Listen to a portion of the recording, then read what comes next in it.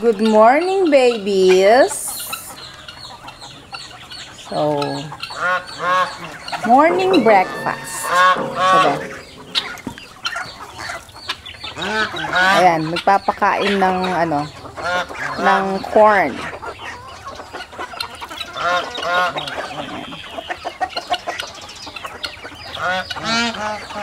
So, nagpapakain ng corn. Ayan ang mga bengala, oh.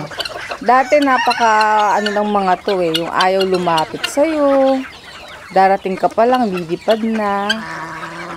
Pero since na dito na sila lumaki, ayan, makikita mo ganyan na lang sila. Pag magpapakain ka, lalapit na.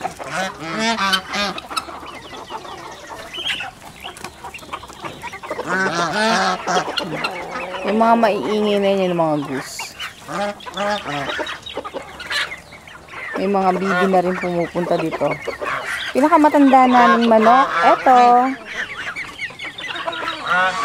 Ayan. Hi, Tandang Carding.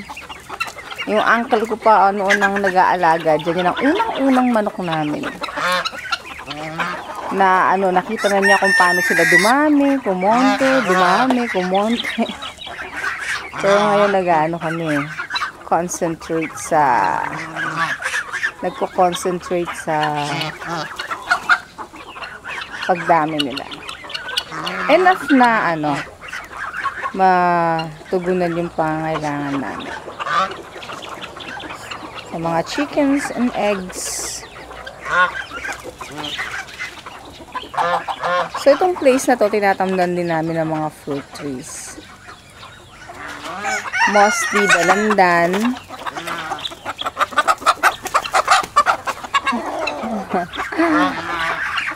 Dalandan, lemon, dayap, suha. Lahat ng citrus food, Pero may avocado kami rin dito.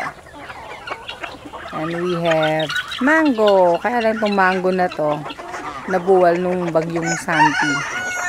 So, dalawa yung mango nandito na kasama ng mga animals.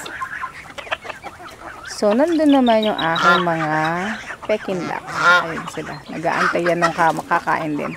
May pan na katabihan doon. Hindi sila lumalang. Ay, nako. Ayun na naman. Yung sobrang dami ng lalaki kasing mga chickens. So, pinababawas ko yung mga lalaking chickens. Weekly, luto ako ng mga chickens na mga lalaki. Ayan, mamaya ikaw naman nang kasunod. Sobrang kawawa yung mga babae. Pinipilahan nila.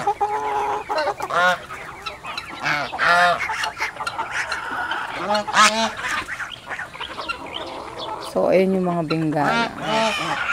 Yan, mas mahal yung mga ganyang kulay kaysa dun sa mga black na yun.